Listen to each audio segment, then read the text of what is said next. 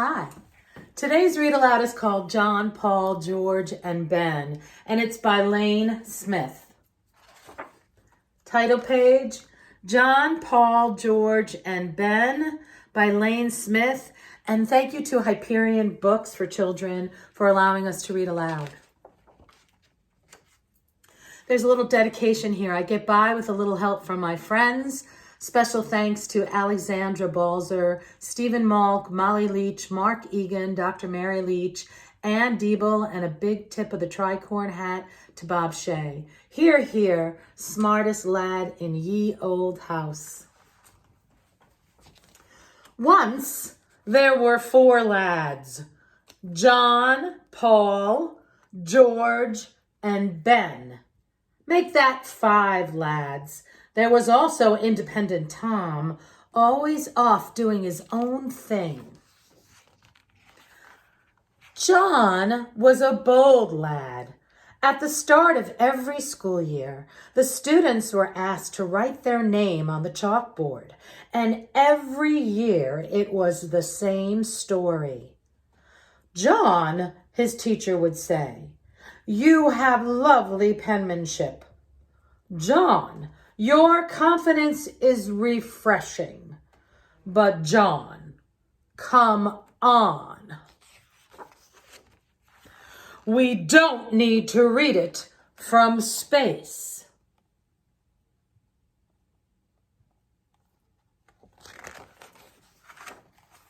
Paul was a noisy lad. Before fun was invented, people joined bell-ringing clubs. As a member at Boston's Old North Church, Paul spent hours practicing in the belfry tower.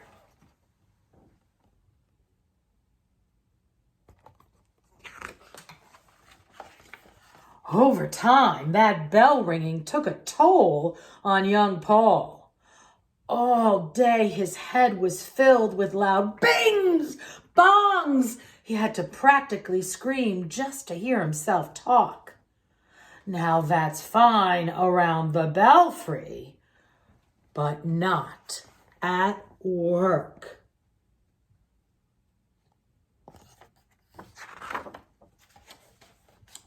Extra large underwear? Sure, we have some. Let's see. Large, extra large. Here they are.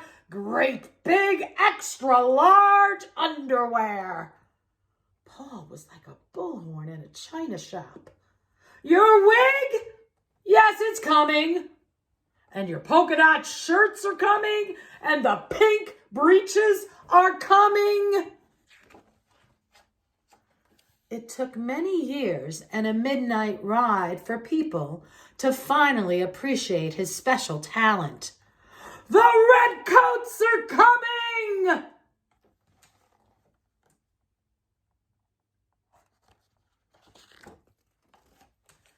Everyone except that big underwear lady. She was still mad. George was an honest lad. One day, he took his shiny new hatchet and chopped down his family's cherry tree. When his father discovered the tree, he asked, "Son, do you know who killed this beautiful little cherry tree?" "I cannot tell a lie," answered George. "'Twas I who chopped down this cherry tree." "Then run to my arms, dearest boy," cried his father, "for you have paid me for it 1,000-fold with your honesty." "Really?" said George. "In that case..." "When I tell you I've taken out the apple orchard, leveled the barn, and made kindling of your carriage, you'll be a wealthy, wealthy man."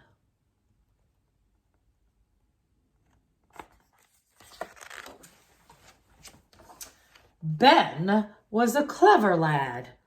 Not only did he have a saying for every situation, he generously shared them with anyone, anywhere, and at any time. Fishing visitors stink after 3 days.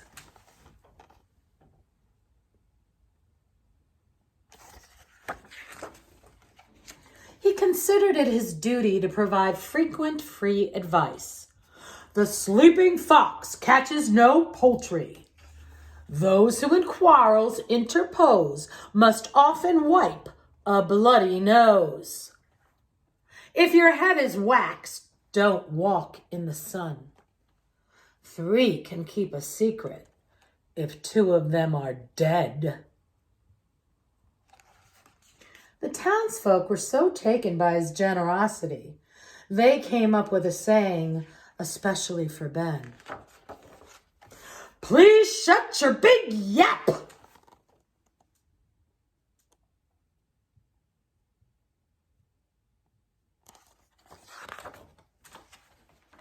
I like it, said Ben.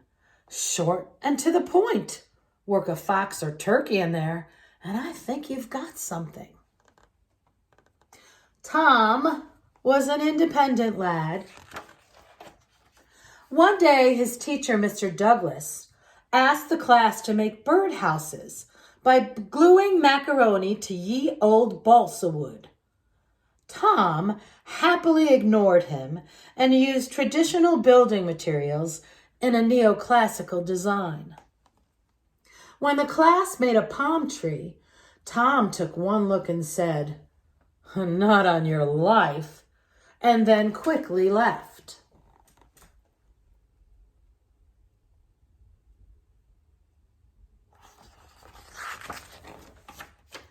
To sketch his own tree.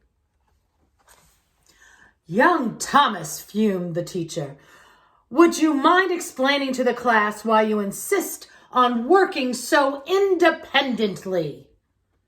Certainly, said Tom. In fact, I've taken the liberty to list the very reasons.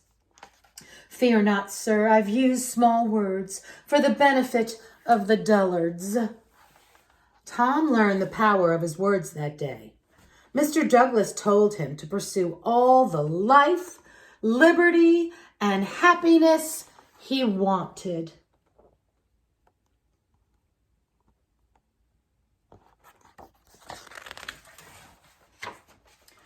Independently in the corner. The other students pursued lunch. The rest is history. Say you want a revolution. Well, John, Paul, George, and Ben and Tom sure did. In April of 1775, they got one.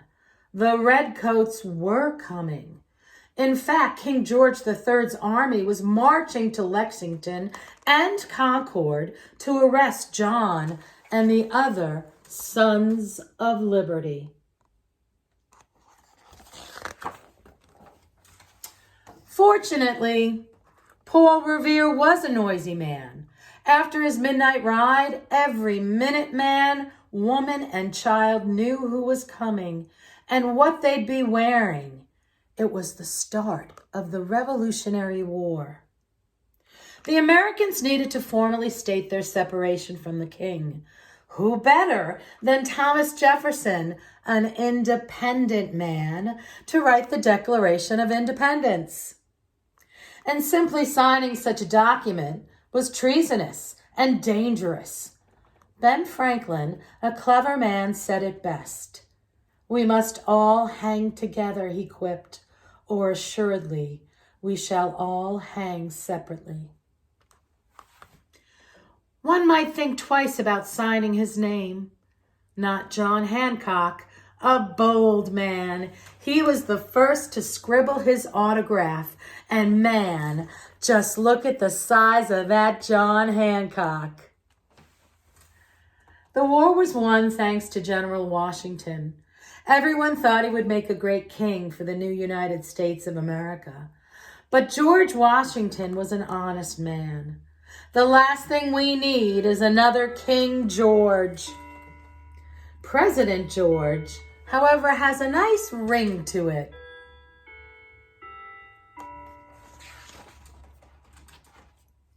Ye old epilogue. George didn't live in the White House like all the other presidents. He was asked to live in New York City, where there aren't so many trees.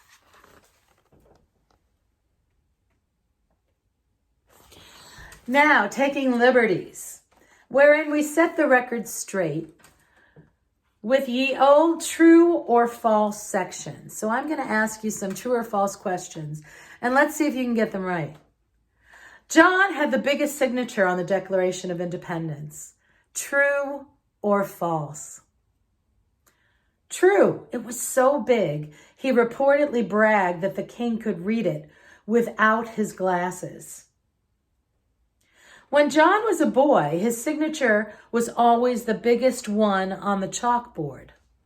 True or false? False. Large classroom chalkboards weren't invented until a few years later. The Sons of Liberty was a secret society. True or false? True. The Patriotic Club was formed after King George III imposed the stamp tax on the American colonists in 1765. John Hancock was one of the leaders. Paul was in a bell-ringing club at the Old North Church. True or false? True. We're not sure if this caused him to talk loud, but you try ringing bells nonstop for hours and see how you talk. The famous 2-by-sea lanterns were lit in that same Old North Church years later, prompting Paul's midnight ride. True or false? True. On that night of April 18, 1775, Paul shouted, "The British are coming!" True or false? False. Back then, Americans considered themselves British. That would be like saying, "We are coming!" And that sounds pretty silly. Most historians agree he probably said, "The redcoats are coming." The Revere shop sold extra-large underwear. True or false? False. The Revere shop sold silver, but extra-large underwear is always funnier. Silver buckles on shoes sure look goofy. True or false? True. George chopped down his father's cherry tree. True or false? False. This fable was invented by Mason Parson Weems, 1759 to 1825. Pretty funny considering he made up ye old tale to teach kids a lesson in honesty. The phrase "ye old" gets awfully old after a while. True or false? True. When he grew up, George had wooden teeth. True or false? False. His fake teeth were made of lots of things, like hippopotamus teeth, gold, lead, and other human teeth. George was the only president to serve his full term in New York, not in the White House. True or false? That's true. George was the only president to serve in New York, not in the White House, because New York has fewer trees for him to level. True or false? False. We cannot tell a lie. The real reason was because the White House wasn't completed until the second president's term. All of Ben's sayings in this book were actual Ben sayings. True or false? True. They are all from his Poor Richard's Almanac, 1733 to 1758. Besides inventing clever sayings, Ben also invented bifocals, the Franklin stove, the lightning rod, and PlayStation 76. True or false? True, except for the PlayStation part. Work a turkey in there and I think you've got something. Instead of an eagle, Ben thought Americans' national symbol should be a turkey. True or false? That's true. Dullard is a funny word. True or false? True, it is funny. Look it up if you don't know what it means.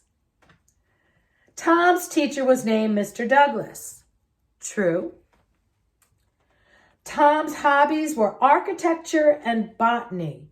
True or false? True. The house he eventually designed is Form Self Monticello. It is a Roman neoclassical masterpiece. Surrounding it are spectacular fruit, flower, and vegetable gardens. Every kid should enjoy life, liberty, and the pursuit of happiness. True or false? True, as long as your teacher says it's okay. I hope you like this book, John, Paul, George, and Ben. Have a great day.